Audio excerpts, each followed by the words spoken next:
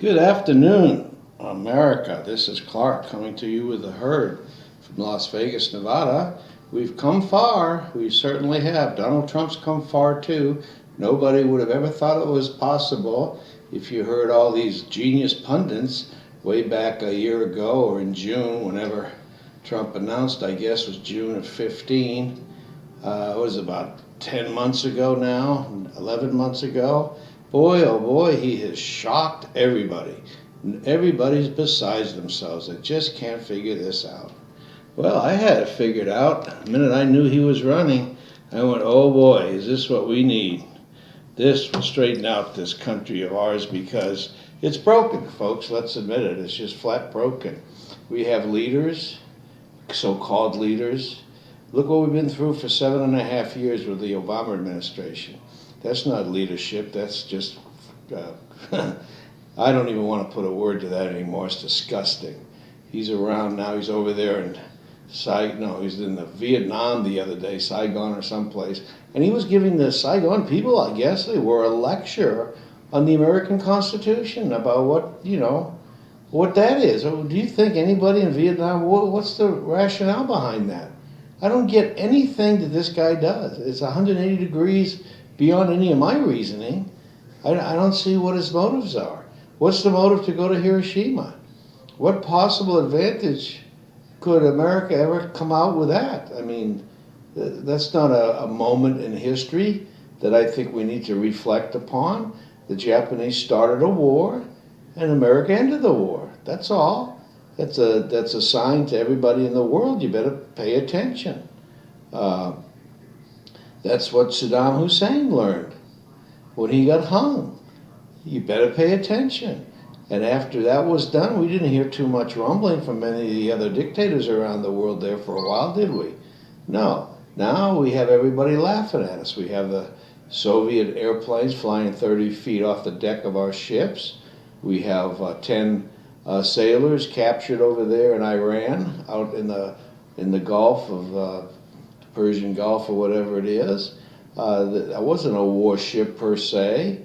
We were just out in the waters. We weren't attacking anybody, and we get put through that exercise after Obama and Lurch, John Kerry and with I guess some previous assistance of our illustrious Democratic candidate Hillary Clinton when she was Secretary of State, negotiate some sort of a pathetic deal. I don't know even why we were doing a deal with Iranians. Who the hell had to negotiate with them over what? They had 4 of our people, I guess, in captivity, but we certainly could have got them back if we had a leader in the White House, which of course we don't. We have a guy that draws lines in the sand and never does anything about it. And I mean, he's just a pathetic, pathetic person. He's not a leader in any stretch of the imagination. But anyways, Donald Trump is going to take that position, and we're going to have a leader in the White House again. We're going to be respected around the world. We're going to make progress. We're going to get this ship righted, and we're going to be on the right tracks to success again. And we'll get there. America is just too big, has too many natural resources. It's just too powerful in a way to have one idiot like Obama that's going to destroy this great country of ours. It was founded on very strong principles that were necessary because of tyranny and so forth in Europe. And the leaders of our country, the founding fathers, came over here, founded this great country of ours, and gave us the opportunity to create a true republic, if you will, that survived for 240 years thus far. And hopefully we can get over this drastic hump we're in right now, where we've allowed the country to be hijacked by idiots. These people that we elect to office, what are their qualifications? What was Obama's qualifications? He had none. What's Hillary Clinton's qualifications? Everything she's ever touched has turned to disaster. Look at the Benghazi. Look at this email thing. Every single thing that she's ever touched has lit itself on fire. The Mideast is burning all over the place.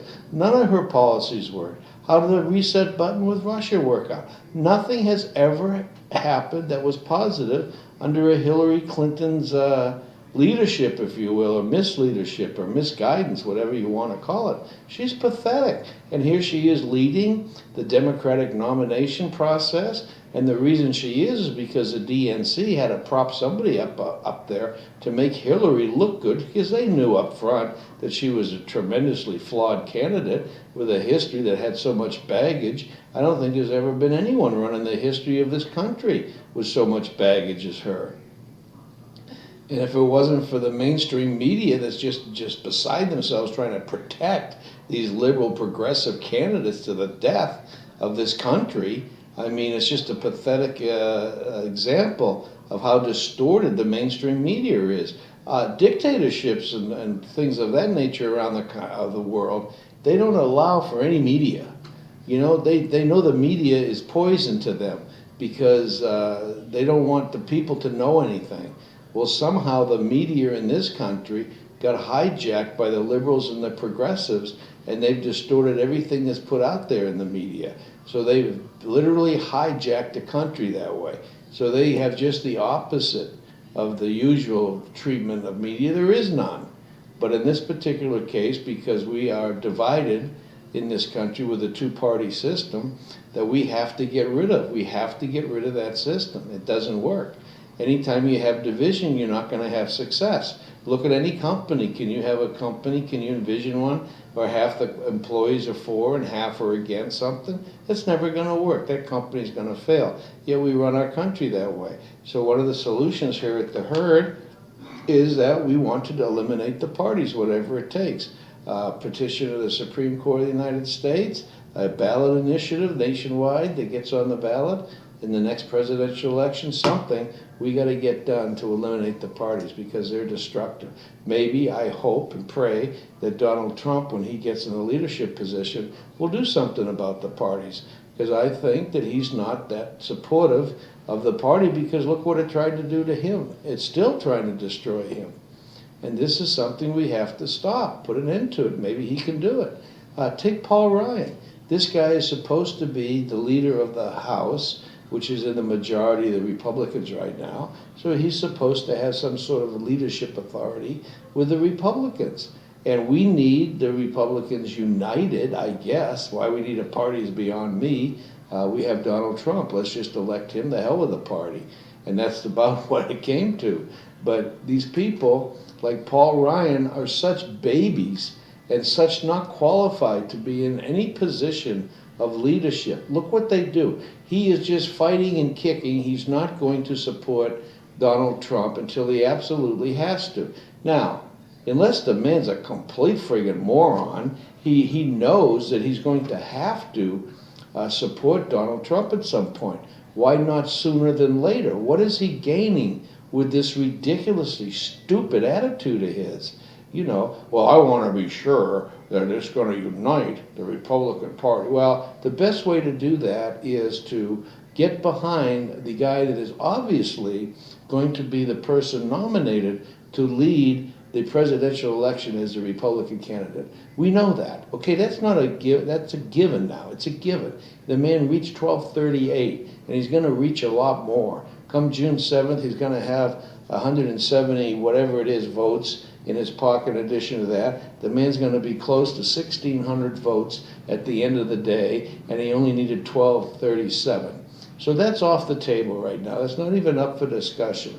And when you have people like Paul Ryan refusing yet to endorse wholeheartedly Donald Trump, he's a cancer to the Republican Party. Republican Party is a cancer itself, so let's just do away with the whole party. And if that Paul Ryan wants to take that position, in my opinion, let him have at it, because he's going to destroy the party. He's going to unite something that's not there anymore and shouldn't be there anymore. This is pathetic. And then you have Marco Rubio, little Marco, down there today. I guess he was in Florida, stating that in a backhanded way, backdoor way they call it, that he said, I guess, that he will vote for whoever the Republican nominee is, and he's kind of admitted that there's going to be a Democrat nominee and there's going to be a Republican nominee, and he is not going to vote for the Democrat nominee. So that, like playing some kind of sneaky little game, he's saying that he's going to vote for Donald Trump without saying, I'm going to vote for Donald Trump. What's wrong with these people? What is the damn problem? Why can't they just say it? I know Donald Trump called Marco Little Marco. Get over it, you friggin' baby. That's why you're not going to be president of the United States, because you're too much of a baby. I mean, geez, sorry, little Marco. I hurt your feelings, Get over it. Show that maybe someday in the future you could be presidential, but you sure as hell ain't right now. I guarantee you that, my friend. But you're playing games. Let's get off the games. Let's restore this country to greatness. That's all that counts. These political parties can go to hell as far as I'm concerned. What do they mean to this country anyways? They're cancer. They're destruction. They're divisive. What do we need divisive for? Show me a company that works that way. They don't. You have to be united. And Paul Ryan wants to be sure they're going to be united. Well, one given, whether the party's united or not, one given is Donald Trump is going to be the nominee, period, my friend. So if you're talking about uniting, you better get the hell behind Trump. And you better get the hell behind him today, not tomorrow, today, my friend. Otherwise, you're a worthless leader. I would never support you for anything, for dog catcher after this. Matter of fact, I hope in your nominating process there in Wisconsin, you get booted. I mean, it'd probably be hard to do because of your position right now. But let me tell you something. The voters need to wake up and they need to get rid of you babies. We can't be run by a bunch of babies. We need real leadership. We need people that when they get up in the morning, they don't think about how they can get more votes. They think about what's good for this country and what they can do in their job as a leader to make sure that we come out on the winning edge of whatever we do that day.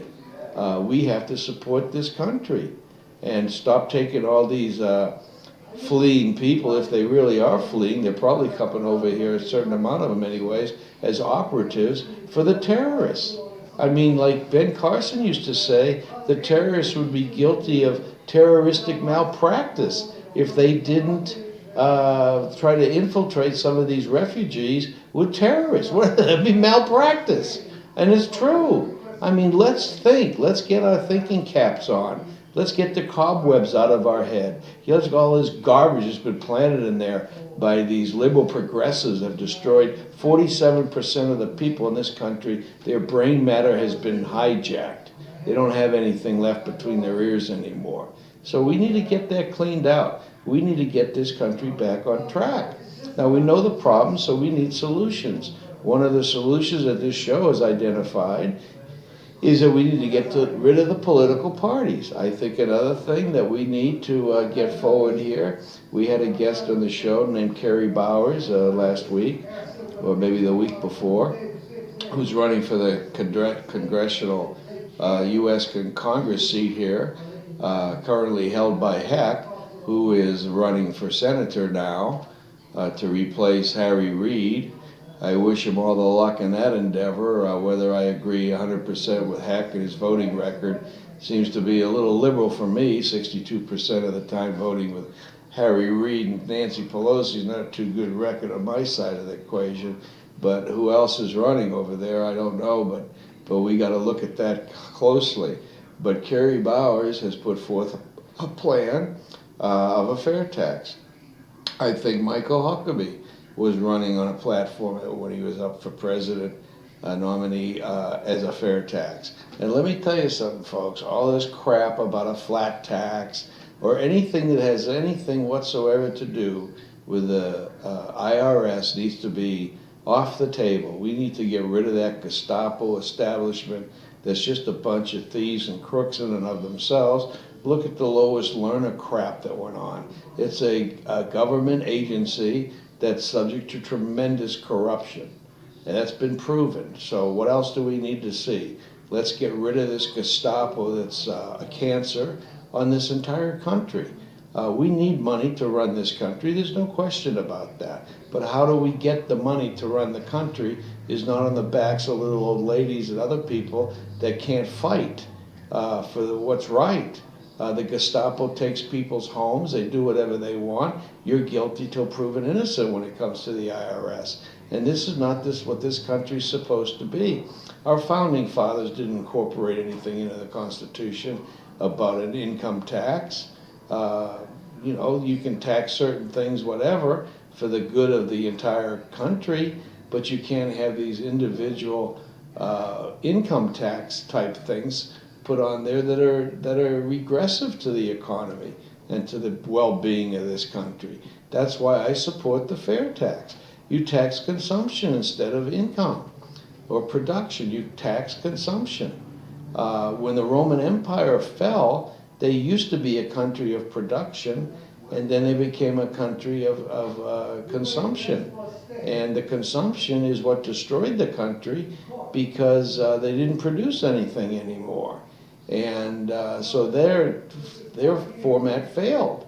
And this is what's happening in this country. You penalize production and you don't tax consumption. It's completely backwards. We need to stop penalizing production, take the income tax off, and put a tax on consumption. When you buy something, you want a product, you want to buy that new $100 million yacht or whatever you're looking at, well, you're going to pay 17, 20%, whatever the number comes out to be. And it's a number, and it's easy to equate what that number should be to replace the income tax. And that's what now you make the decision yourself. It's up to you. If you want to go buy that new car, you're going to pay, let's say, to be just simple, 20%. So you're going to pay the federal government 20% on the purchase of that vehicle, the purchase of that furniture you're buying, anything that you buy, you're going to pay the government 20%. But when you get your check from your job or your income is realized, you're not going to have anything taken out of your income. You're not going to have to go through this monstrous regulatory process of trying to figure out your taxes every year, which takes up probably half the friggin' year to figure out, and all the paperwork and crap and keep this receipt and that receipt and all this junk to prove or not prove, and no one can prove or not prove your income anyways because it's all a mess as it is, and the regulations, and it's a joke. It's an absolute joke. And why can't we straighten this out? When you want to buy something, you pay tax. That's it. We have a system set up in this country right now to where any cash register has applicability to it, to where they can charge numerous taxes. Let's say the state that you live in has a sales tax. Okay, that's 8%, let's say. All right, that's in there. Maybe you have a county tax, a city tax, or whatever. It's added in there. Well, now you have a national sales tax. Well, you put that in there, 20%. That's in there. So anytime there's a sale through that cash register, those numbers are added up, and then at the end of the day, the business knows how much is owed to the various tax entities, and that money is paid accordingly. And that's how the income is, not income, that's how the money, well, income to the government, that's how they get it. The businesses that collect the money from people buying things pay the money to the government. Very simple. We don't need IRS agents running around making sure that they comply with all this any more than the states already do. They already have agents making sure that the taxes are collected, but that's all you need to do is you have to, and you could easily audit that. How many products does the business buy that they end up selling, and how much did they sell? It's a very easy thing to audit, and this is the way you do it, and it's already out there. This, for the most part, is already being done. So it doesn't take a genius to figure out, you know what, taxing consumption is a better way to go. Now, people that, politicians for one, people that have to count on your vote to get elected, they want to be Santa Claus, so they want to give out these special interest, this and that, deductions and what have you, and muddy up the waters of the tax situation because that behooves them. Well, sorry guys, we're not going to have that anymore. We're going to have a budget. The government collects 20% of the gross national product, in this country, and that's it. That's your budget. You don't get any more than that. And you don't get to print money when you run out of goddamn money. So you have to keep it at 20%. And if the GNP and if inflation hits in a little bit and the cost of goods rises, then so does the tax revenue rise. Because as the price of goods go up, so do the revenue to the government. It's very simple. But you don't get to take the 20% and go to 30% and then 40% and then 60%. You don't do that. You got to live on your budget and that's it. And you're going to have to sharpen your pencils and make sure that you know that. And you don't pencil into your budget like they do now with this balanced budget, but not balanced budget. What do they call it? Some friggin' word, Washingtonian word that they have for it. Where they have built-in 8% increase in their annual budget, baseline budgeting or something, which increases 8% every year. That's BS, okay? Cut it out. You're not going to get that. You get whatever the gross national product comes to with a tax, and that's what you get, and that's what you have to live on, and that's the way it is, and that's it. Tough. We have to get this planet back on an even course to be successful, and that'll work. It's worked other places. I think there's a lot of countries that have a gross tax like that. I think Canada has that amongst other things. And what do they get? Foreigners like us, we go up to Canada, we buy goods. We're supposed to get the money back at the border if we want to go through a bunch of crap with keeping paperwork and everything, which most people don't do. So the government in Canada gets a free ride in a way because they get our money. They charge us taxes, and we're exempt from that because we don't live in Canada. And they get the money anyway, so it's like a windfall. We would get a lot of that with tourists coming over here, buying things in our country, and they would just leave the tax dollars behind. They wouldn't ask to get it back. So, it makes all kinds of sense. And then you have the underground economy. You have these drug dealers. You have these people out there buying Lamborghinis right now, not paying any income tax or tax on the car that they buy. Well, they buy that Lamborghini, you're going to pay that 20%. So now we're going to be getting tax money, if you will, from all the illegal underground economy. So it's just everything makes sense. Now, the liberals, the progressives, the people, the politicians that want your money will start yelling and screaming, well, the elderly, they've already paid all the tax on their income, and now they have their money saved up, and now when they have to go buy something, they got to pay what essentially is another income tax, and the money they have, they've already paid income tax. Well, that's a good point, and that's a consideration, and is a very easy way that if you're at a certain age and you're buying something for yourself, not a new Learjet for your son, that maybe something can be put into the amendment that somehow maybe you have to prove it, which a lot of people won't, so that'll be another windfall. But at any rate, if you've bought X amount of dollars a year and you're 70 years old and you shouldn't be paying sales tax on money that you're spending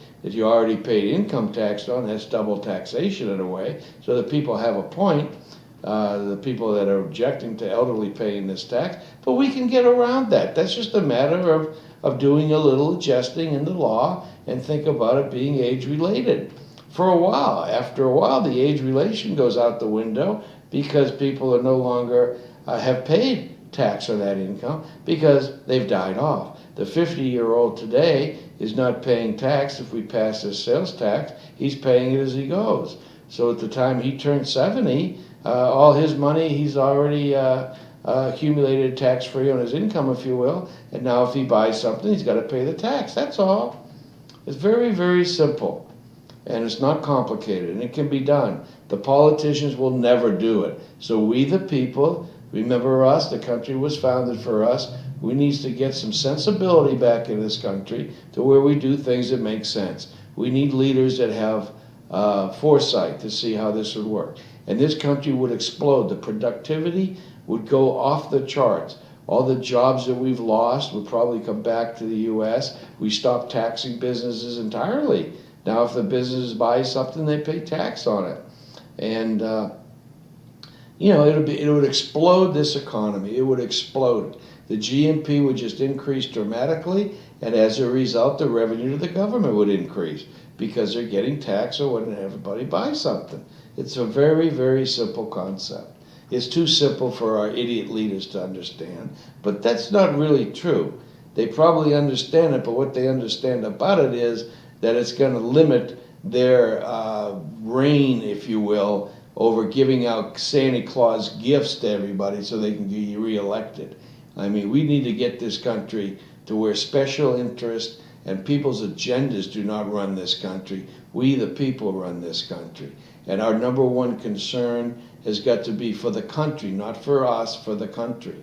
If we make the country strong and great like it used to be, then that's good for us too.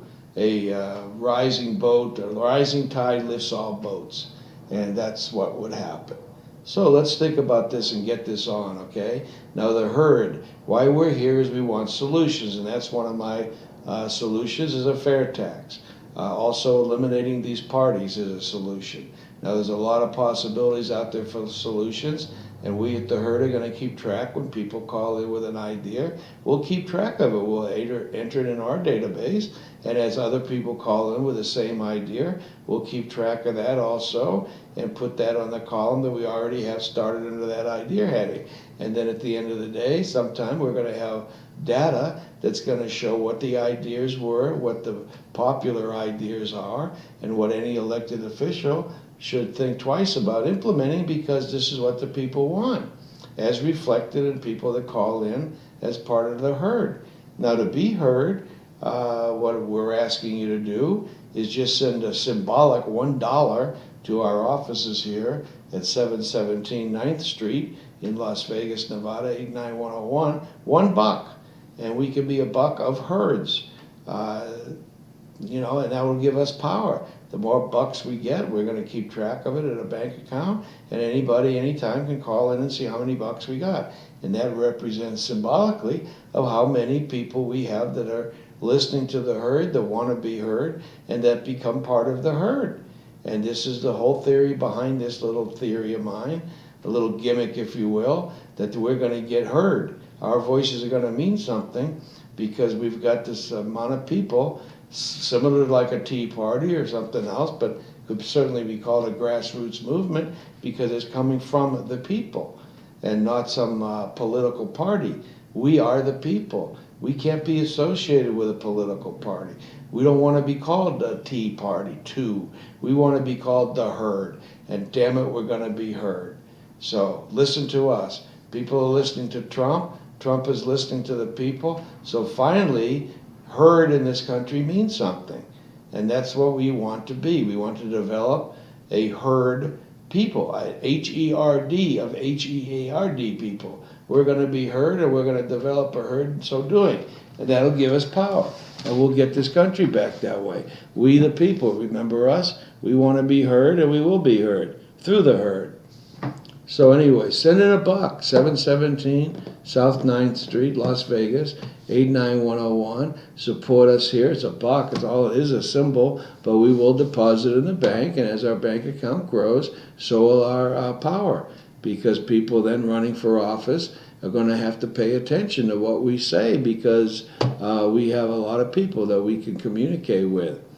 And we can start these shows all over the country. It doesn't have to be through me here at this particular radio show, but you could have similar shows all over the country on a local basis. That's where the power to get this country back has to come from anyways.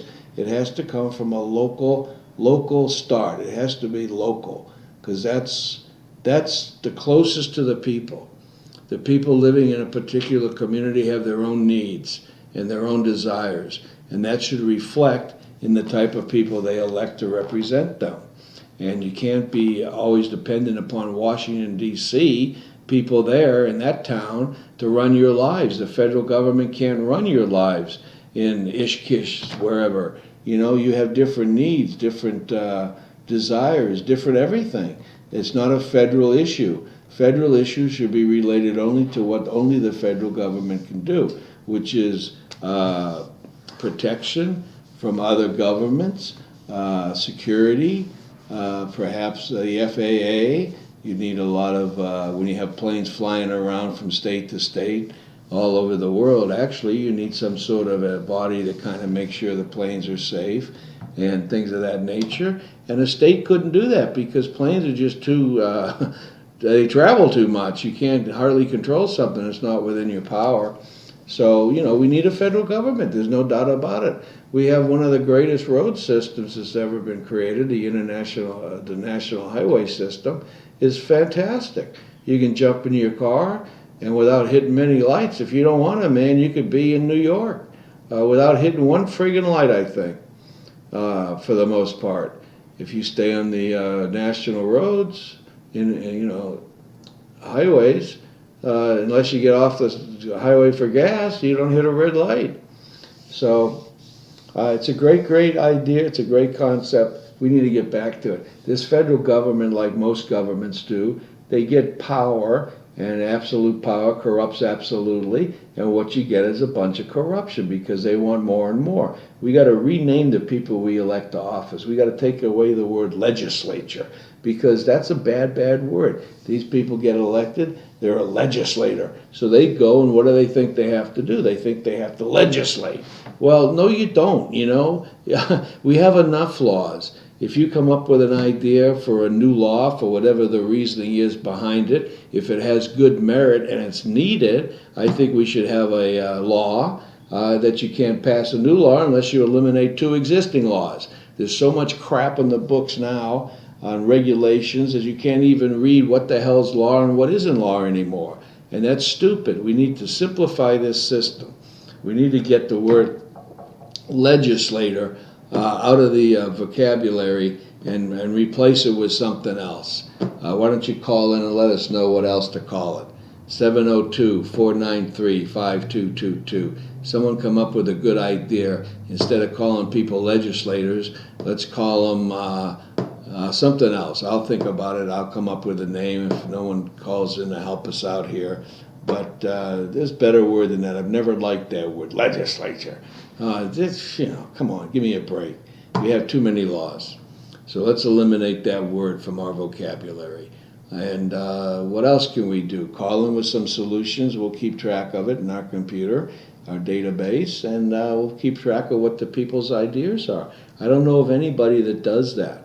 I don't know of another show. Most shows talk about problems.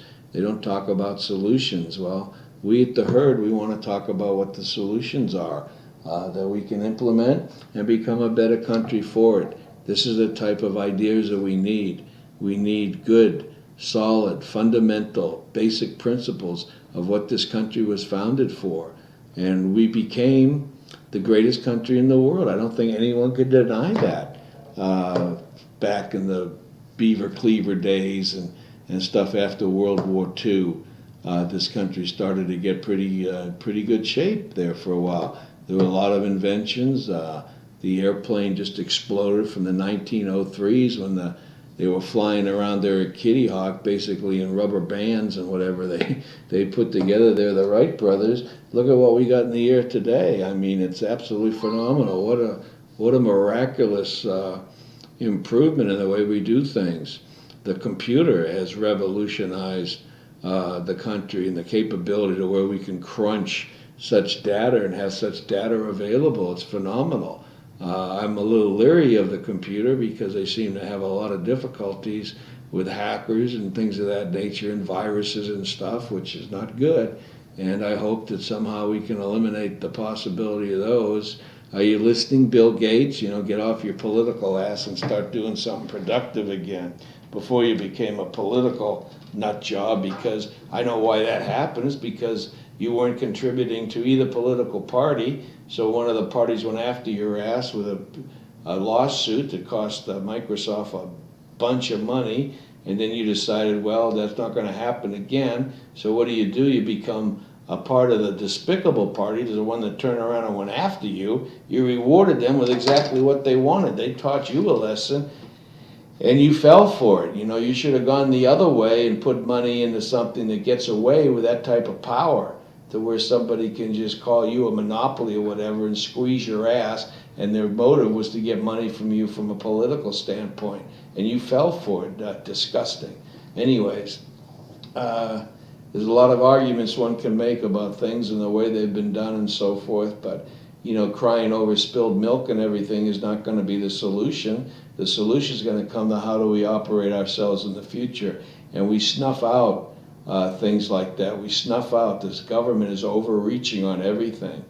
They're not truthful. They're not honest. They're not going by the Constitution. See, people in power, they hate the Constitution because that's a pesky little infringement upon their power. It's supposed to limit their power. Well, they don't like that, so they have to do what they can to do away with it. The other thing that's very, should be identifiable to everybody out there with any gray matter left between their ears is people in power don't like guns.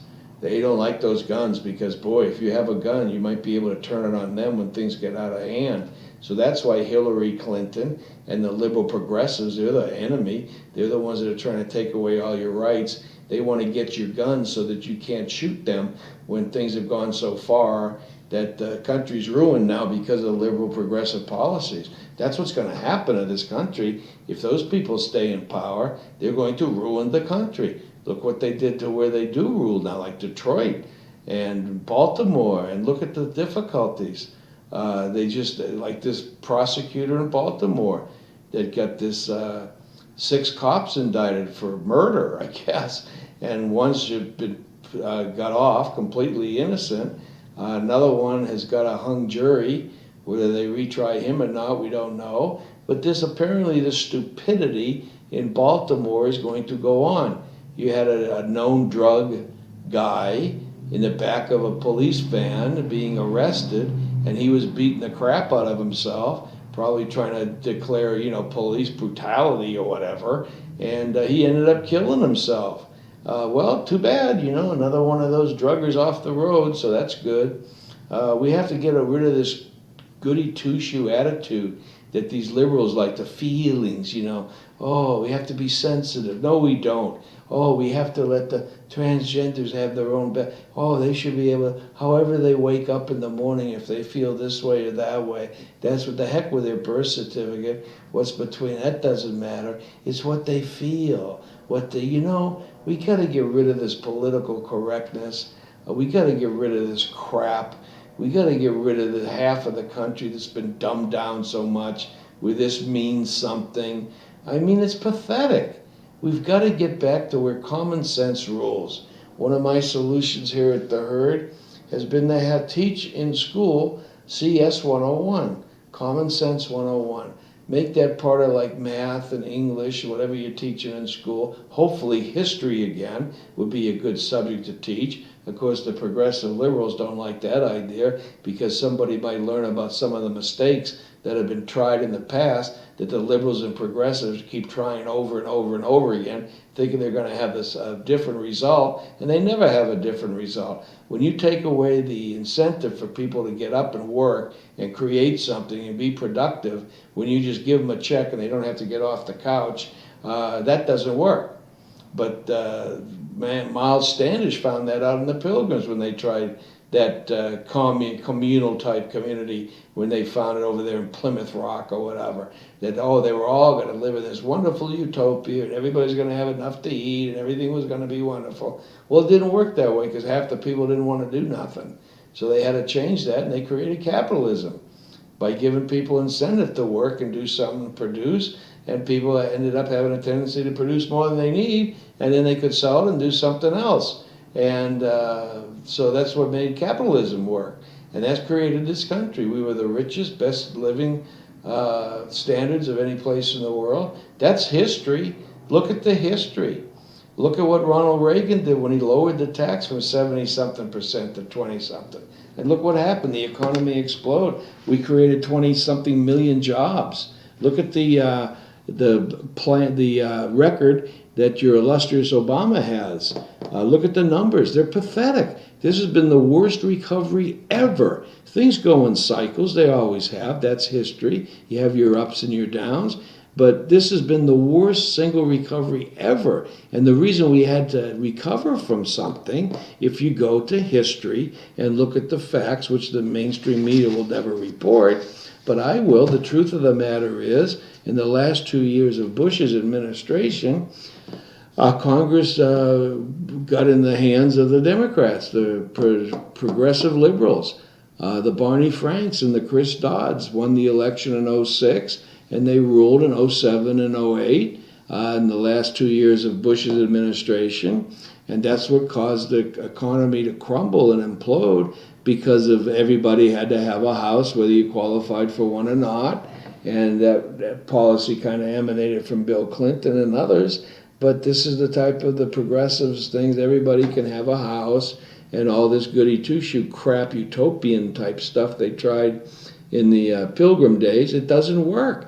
If you want something, you have to have a reason to go out and get it. And let me tell you something. In this country, you probably have a better chance of actually getting something than any other country, because we used to give you freedom to go do what you can. Now we have progressive and liberals that have changed the system around a little bit, and you have way, way more regulations. They're not pro-growth anymore. They don't want businesses. Businesses are what make this country go around, but the progressive and liberals don't see that. What makes their world go around are people sitting on the couches getting welfare checks and food stamps. That's what makes the liberal world go around, is re-election votes. That's why they truck people in here to get head counts, change the electoral college. Like California's been lost forever to any sensible common sense, because they count all these illegal aliens that have been trucked in over there to get the head count up to where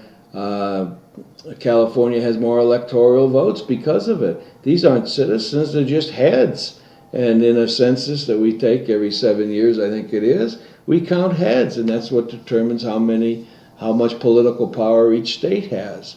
And the Democrats learned that trick, and now that's why you see these train loads of little kiddies strapped on tops of trains coming over the border willy-nilly with no paperwork, no nothing.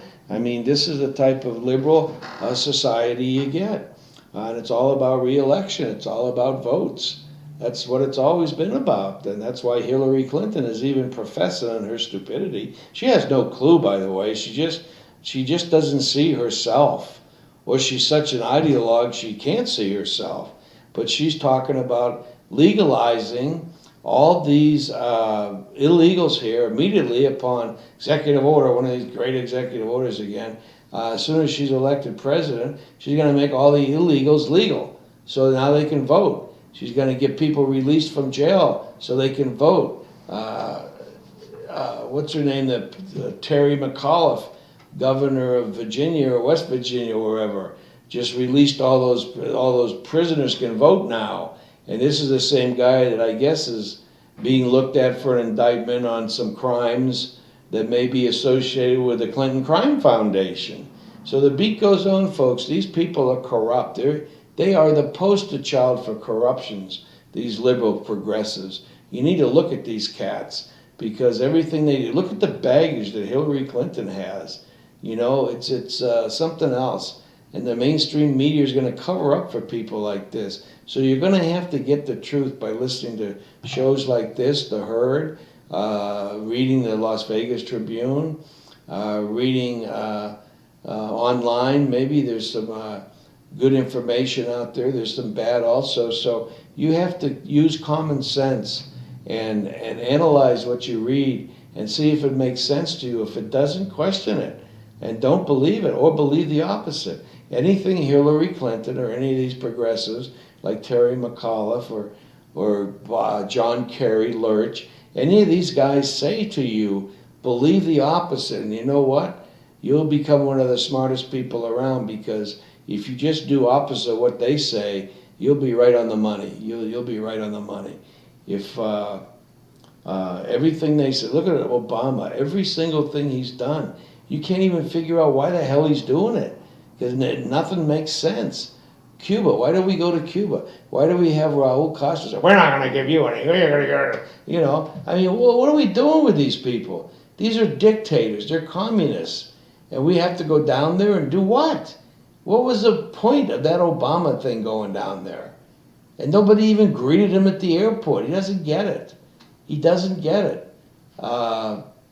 What's he doing over there with this apology tour now, round 5 or 10 or whatever it is, going around apologizing for what? Ending the Second World War with 2 bombs? What are we apologizing for? We didn't start the war. We ended the war.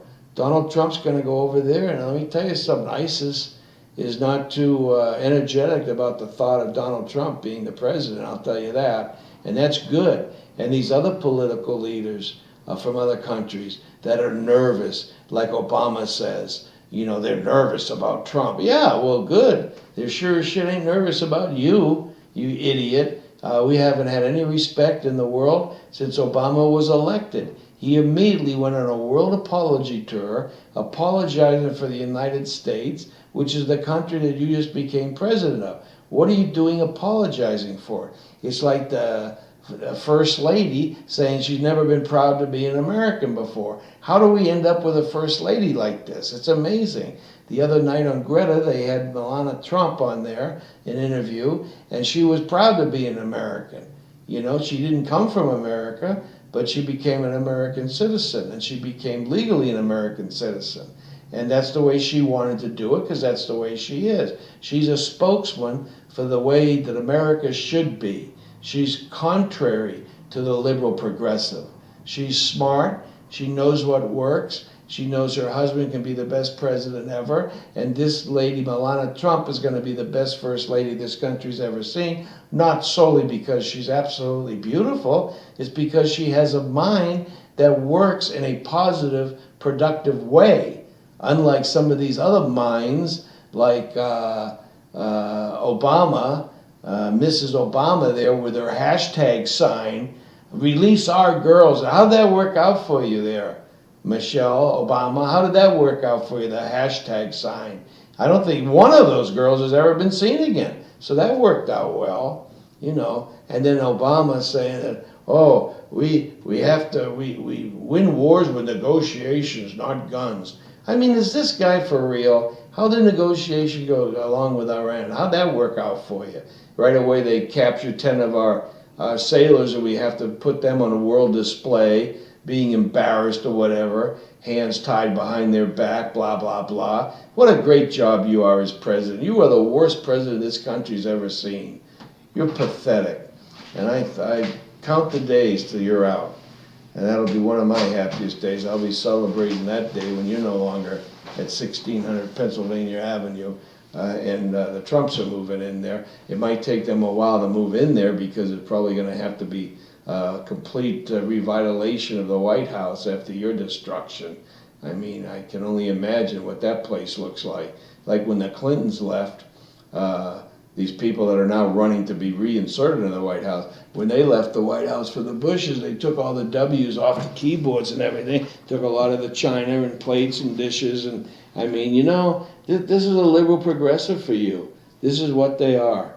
They're not honest people. And the Clinton Crime Foundation is proof of that. And these people throw stones in the glass house they live in, and Hillary Clinton thinks she's going to go up there and run on the platform that she's good for women. What has she ever done for women? Can anybody out there tell me what she's done that's good for women? She takes millions and millions of dollars from countries that have Shia law that women have to cover up, and women can't drive, and women can't this and can't that. You know, they can't claim rape. You know, what kind of woman is this that takes money from people like that? Of course, money's everything to the Clintons. That's what it's all about. And, you know, I think, and Hillary says she's going to put Bill in charge of the economy. What did he ever do that was good for the economy except go kicking and screaming when Newt Gingrich made him sign on to welfare reform and other things of that with his 10 Make America Great Again list that Bill Clinton fought and fought and fought, but eventually he just got himself into a corner because he was such a bad administration when they first started out. After 2 years of that, he lost control of the House and the Senate. kind of like what happened to Obama, because of the devastation that Obamacare's caused, and the actions that he took when he had all three branches of government in his power. You got devastation. These people they don't know how to run anything. Their ideology is backwards, 180 degrees in the wrong direction. And we have to make sure that we don't ever let a liberal progressive, first of all, we can never elect them, in my opinion, but if something happens somehow and one of those gets in power again, we sure as hell can't give them the Senate and Congress to go along with it, because you're going to get the Harry Reid and Nancy Pelosi type non-leadership that's going to really set this country back for decades.